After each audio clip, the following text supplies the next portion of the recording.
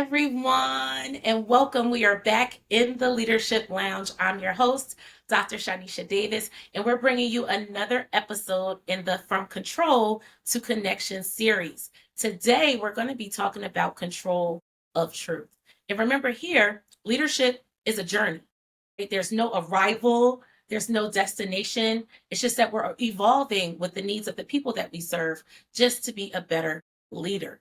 Today, for control of truth, we're going to be working on our dominant culture norms, either or thinking, only one right way, and objectivity.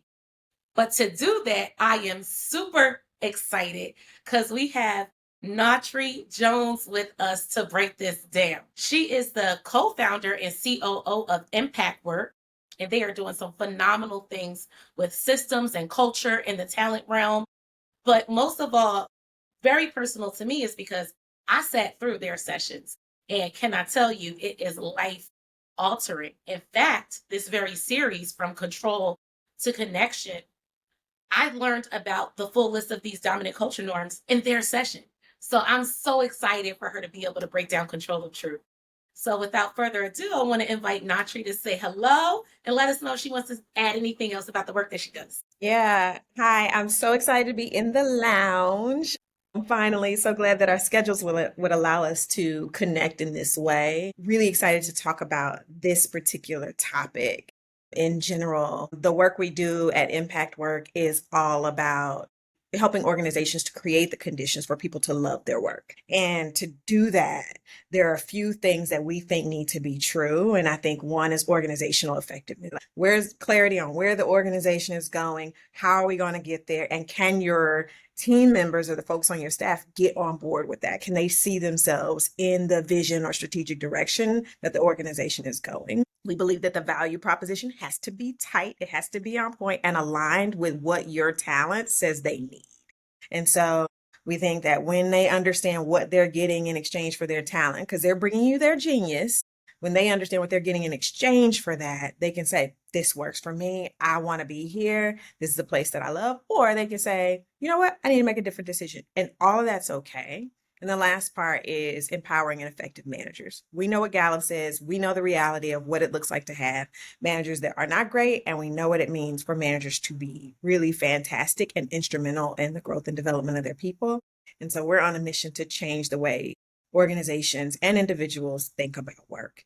And so this part of the conversation, because it's a very big one, sits right squarely in what we think matters. I think the cool thing about what we do is we've said, like, okay, with your talent strategy, diversity is really about, can folks come to work in your organization who think differently about different things, look differently, come from different places, like all of those things. That's on the front end.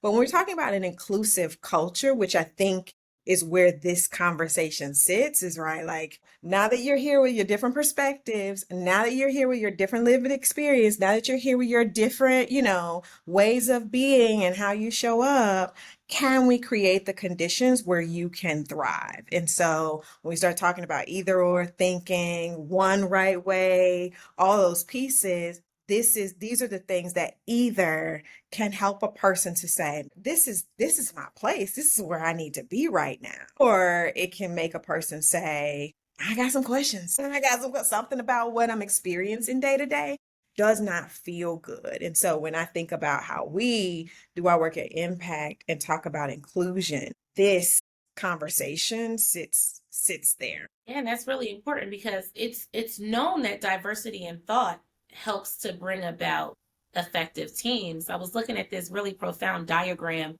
because sometimes visuals just hit different for you. And it was just showing where you have these homogeneous teams and then you have these heterogeneous teams, and the difference where some homogeneous teams hit the ground running, get really effective really fast, but then they plateau and or decline. Whereas heterogeneous teams, those diverse thoughts, right, experience some conflict at first because it doesn't feel good to have people going against what you're thinking, especially if you're really passionate about it. So during that time, it takes some time for the teams to kind of get in their groove. Oh, but when they do, they skyrocket, and then their potential is exponential versus plateauing or declining. So I always think that that's very super interesting. But just to get everybody on the same page, can you let us know how would you define either or thinking in the workplace? Yeah. I mean, I think it's rooted in the assumption that this is how it has to be. I think it shows up when we say things like, well, this is just how we do it, right? Like either we can do this or we can do that. These are your choices. Almost like a toddler. These are your choices. And we make this assumption that there's not another way, just based on how we're communicating. It's a project. We can do it either do it this way or we can do it this way. You might have three other people on your team that are thinking, I have an idea. And the question becomes, can they tell you that idea? Do they feel safe enough to take it? If they give it to you, what are you going to do with it? It brings all of those things up. But it's really about positioning conversations and interactions where there's only a couple of choices that people can take, limiting what people can say, do, or offer in different spaces. What struck me in what you were saying is when you said, like, it's in the communication that we use. Because sometimes working with leaders, I hear, right, I don't do that. Right. That's not something I do. And sometimes it's really subtle. It comes out, it may not be overt. You can be communicating either or thinking without saying it's this or that. You can communicate that in your body language. You can communicate that in some of the memos that you put out or the communications that you put out. It just implies either or thinking. So it could stunt some folks from actually bringing forth those ideas. So I really appreciate you lifting that because a lot of times it's subtle. It's not as overt as people may expect. And that's why it Mm-hmm. gets to hide in plain sight. Yeah, and it creates this illusion of choice, right? Where Mm-hmm. so it's Oh, like done with the smile. Here, I just want you to sure. read this, or here, I just, and a lot of I think, and a lot of times to me, this is the easiest one to feel like I don't do that. Like I always give people choice, but it's really like two options. That's either Like or. this is the easiest one to be like, oh, I don't do that. Not me, not me. But yeah, we do. Because it Yeah. feels so, to your point, subtle. And it's not always clearly communicated, but it's like this subtle thing. Well, and your people will feel it. They'll be like, well, she's going to say this, or they're going to say this or this. It's like, huh, Right. huh. So can you tell We'll us a see little bit how how you we're. see in maybe some of your work that you've done or with folks that you work with? Yeah, man. I feel like there's so many examples of this. And I think I used to be in a role where part of my work was to plan professional development and events.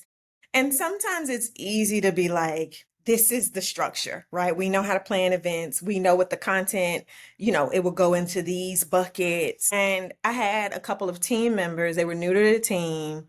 And it showed up because they were like, does it have to be 5 days? Does it have to be this? Does it have to be that? And I found myself in that moment. And I think this is true even with One Right Way and even with objectivity, where it was like, if you've ever had to plan large events where learning has to happen and people have to experience it, it is not easy. And it can be anxiety inducing, stressful, because there's so much of, I think, what's underneath this umbrella of perfectionism that swells up because it's like, can I do this? You're challenging all of these limiting beliefs. But I think how they showed up for me in that moment was like I was calling myself keeping things simple. So do this or this, add this or this, right? Like being very direct with people so they knew what the non negotiables were, which is not inherently bad, right? Like you want people to understand what the limits are and was I creating the conditions for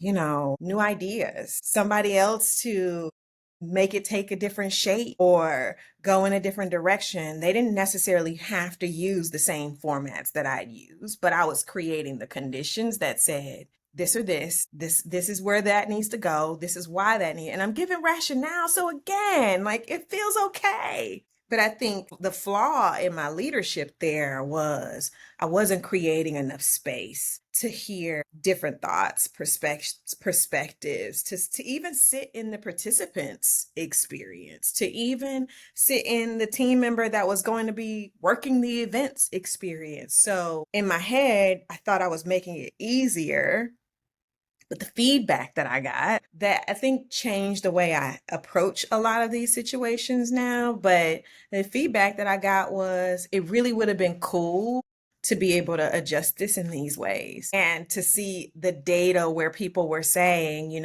we got to essentially they were saying we need to rethink this. And I was like, dang it, we kind of had an opportunity to do that. And because I was moving too fast, and didn't create the space for people to share what they were thinking and how they thought the event and experience overall was going to evolve. Like, what would have happened if I was clear in what the vision was and gave people enough runway to imagine and brainstorm and think through what the experience could be? That feedback could have looked different.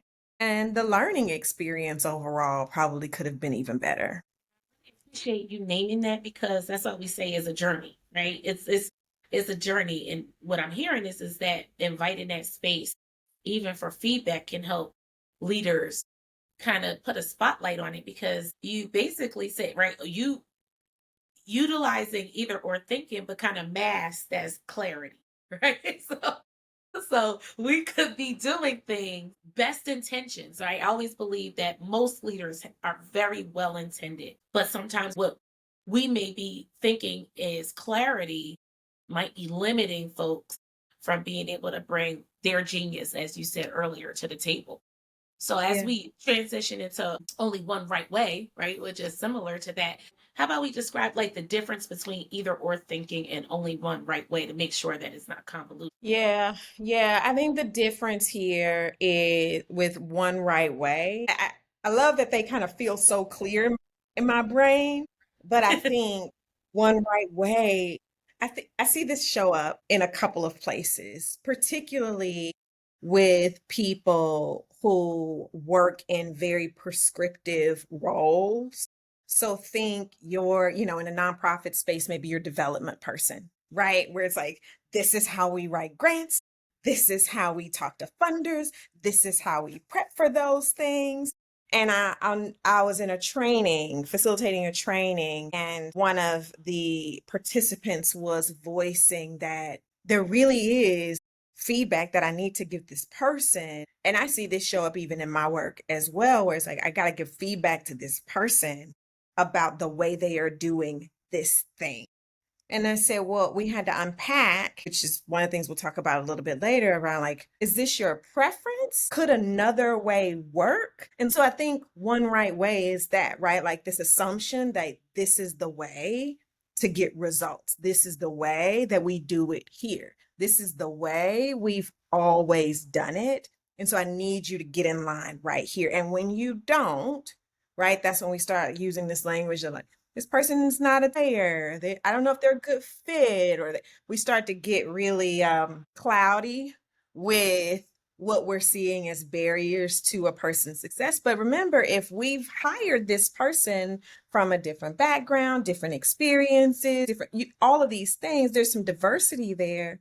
That to me, where I sit in my journey now, like I expect for somebody to say, well, what if we do it this way? Or does it have to be done that way? And when I'm operating as my best self, I can embrace that. I can embrace that. And I don't assume that their question is rooted in judgment of me. I don't assume that them saying, I have a different or better idea. I don't, because I'm conscious enough. Remember, I'm my best self at this point. Like I had some rest, I had my coffee, I had my smoothie, I took my vitamins. And so I can hear and the possibility that there's an opportunity to do something different, better, or just a different way, something that's fresh. I can receive it in that way without that thought being connected to my value. And I think a lot of these, when we look at the dominant characteristics, they're rooted in, you're naming this control. They're rooted in control of the narrative, how you think about me, how you see me. You got to see me perfect. I'm an individual, which I think is completely opposite of who we are as people. I think you said that in your last podcast, in the last recording of like, we are meant to be in community. Like that is just how we are built. And so rugged individualism and this one right way and either or thinking is like, who's deciding what's right? Because that, like, when you were speaking, it made me automatically think to some folks who be like, yeah, but they don't understand in my work, right? It has to be that way. So when I'm thinking about folks that work or leaders in heavily compliant Yep. cultures, right? They might find some difficulty or like turn this conversation off because they don't understand how my world. So I want to invite you because I know you do a lot of work with performance management systems as well. How in these heavily compliant cultures could we start to push back on some of these dominant culture norms, and what could that mean? So we do find often that rules, for lack of better terms, are written for the few and not the many, and it is to control when we break it down. So if that's working for people, what might you say to make them rethink? Well, one, I'd say, is it working? Mhm. I'd say that. The second thing I'd say is what we see is like a lot of organizations don't have performance management systems. They have performance management systems that are overly complicated that aren't invested in. Managers can't get behind because they don't understand it. I'm a manager, but my manager ain't even clear about it, and we treat it like cumbersome tasks that we have to complete, check off, and like push to the side. So I'd say the reason why it's a system that I have questions about whether or not it's working is because most often it's not. We always talk to clients about defining what matters. We think that there are four things that every company, organization believes matters. They are your metrics. Results. Are we getting results? Absolutely. Tactics. Are you getting stuff done? Then we flow into your competencies. This is a place where I think things get cloudy, where we might think, oh, I'm on a different team. And so the competencies required on my team are different from the competencies required on this other team. That may be true, but it's really about functional expertise. And so breaking down those competencies, where if I'm a director, what does it mean to be at a director level? Should I be setting vision and direction? Should I be making decisions and demonstrating judgment? What does that mean for two sets of skills, strategy skills and people skills? And how much does that matter? Because people are often moved into manager level roles because they were fantastic. They like, you get stuff done, create some mini yous, right? And so we're like so excited and we're moving into this manager role, but nobody's asked us, talk to me about your ability to influence and motivate. Talk to me about your ability to coach and develop. Those are competencies that have to be assessed when you're thinking about performance management. So that's competencies. And then we separate competencies and orientation. This is the stuff that says, how do we show up together? When we're together, what are we doing? When it comes to objectivity, how does that play out in the work Mm-hmm. that you've either seen or done yourself? Yeah. When you look at like our journalism, and what we're reading, how it is impacting what we believe. I used to teach, and so we used to always adopt this different, types of curriculum and all of this stuff. And I always used to wonder, like, who decided that this, right, was the thing? This professional organization is the standard, and their seal is the seal that tells us that this is what matters. We're actually running into more organizations and leaders who are like, I know this is what this says, but when I think about it in the context of my organization, I think we want to do something different. I think we want to reevaluate what we think expertise is and receive, lived experience. Like, what could that mean? Like, if you didn't go to college. And so I think, as more people start to question who gets to decide where our seals come from, what we value, and what we've said as the standard of expert, and say, what is the system that we want instead of this? And, or what? Ask, or what else? Just to try to understand where else we can go. When I think about objectivity, there's a mindset shift that has to happen. in order for leaders to really settle into the fact that things don't have to be the way they've always been. And we can redefine what we mean when we say, this is an expert. I think about like post-secondary institutions, schools in general, and how people studying and looking at the things that matter and how they impact us directly so that we can redefine what the norm is. Because I always like, who said this is the thing? Actually posted about that today, in fact. And it really just was like, I've been, since this From Control to Connection series really was laid on my spirit to do, I started posting leadership is practicing more blank and resisting the instinct to blank. And today was leadership is practicing more curiosity and Wrote that resisting down in the my notes. instinct to prove your point. So I'm hearing a lot of that in what you're saying, because we're not trying to say that this is the only way. And as we move into the section where we start to talk about what are some practical things that we can do to push back on these things, I just have to lift something brilliant that you said.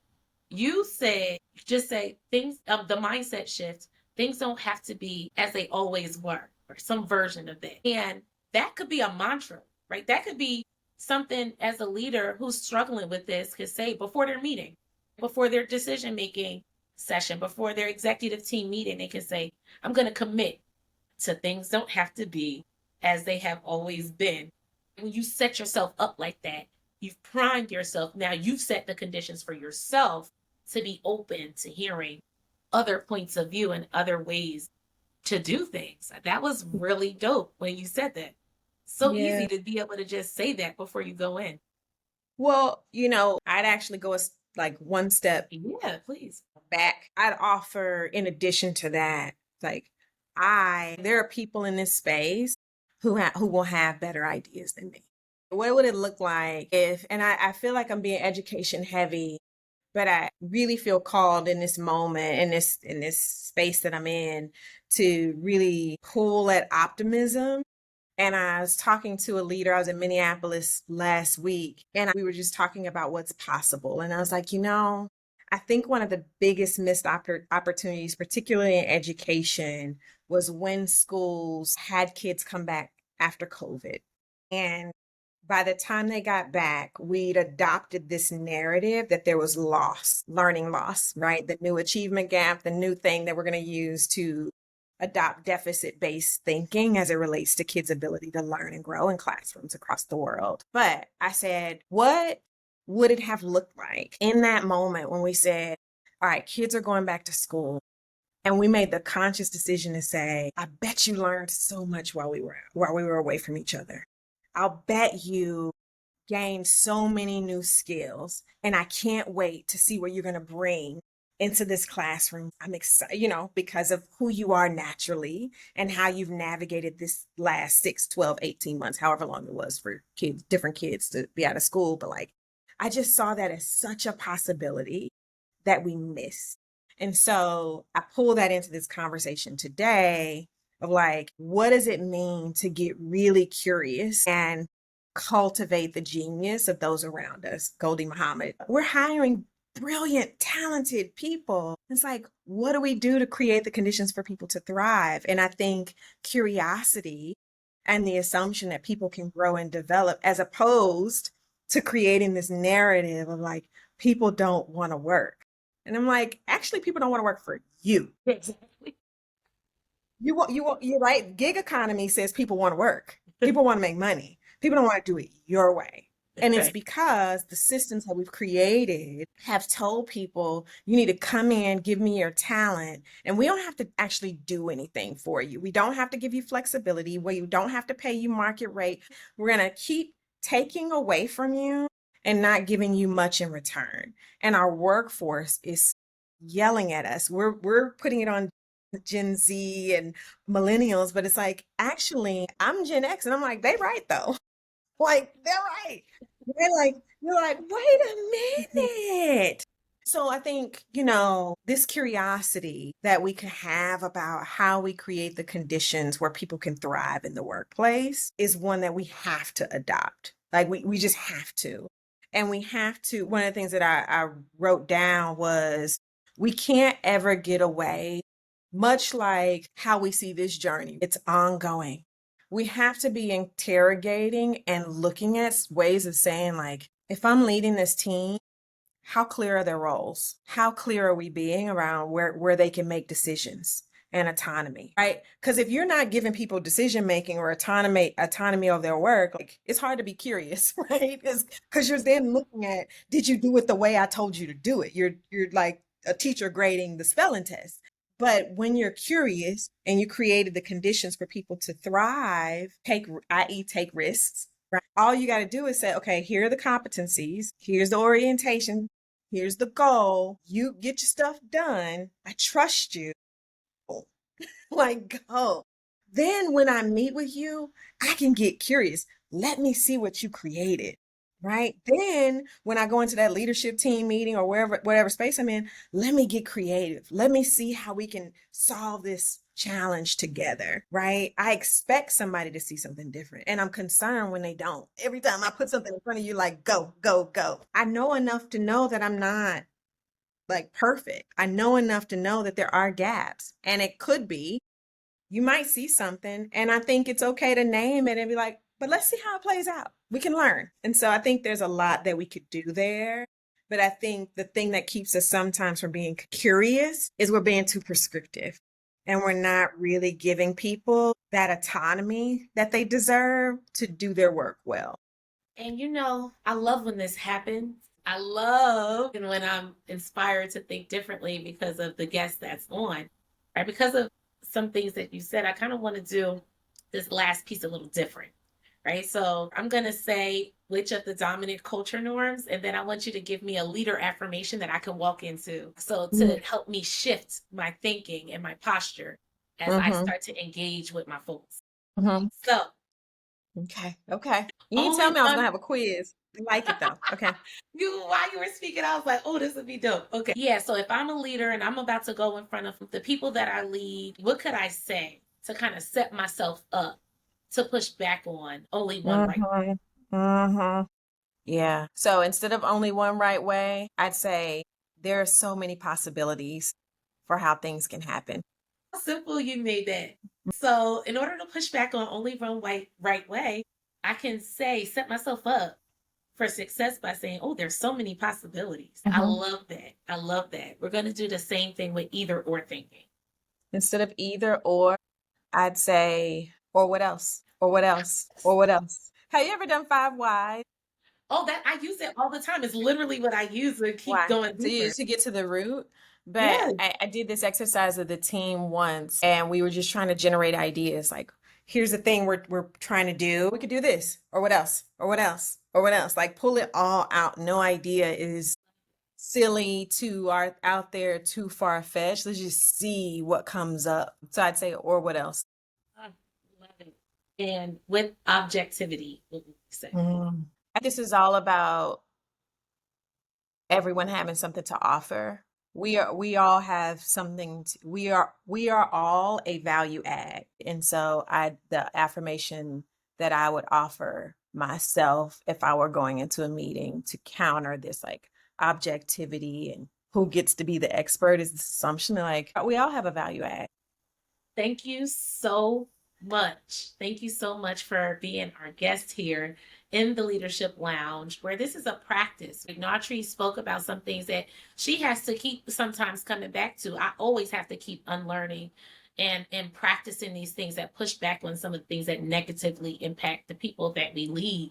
Because it's a journey. It's no destination. There's no arrival. We're constantly No evolving. finish line, no No, flag, no ribbon. none of that. Nothing. Everything you knew. Throw it out. No, I was just kidding. So Can you hard. let everybody know how to find you? Yes, you can find me online. We have a website, www.impactwithane.work. And I'm on LinkedIn, Nautrie Jones. I'm the only one in the world. There is not another Nautrie. So you can search me up. I'm on LinkedIn. Find me there, follow, and let's get into conversation. Thank you so much for joining us. And until next time, just keep practicing better leadership. See you next time in the Leadership Lounge. Bye.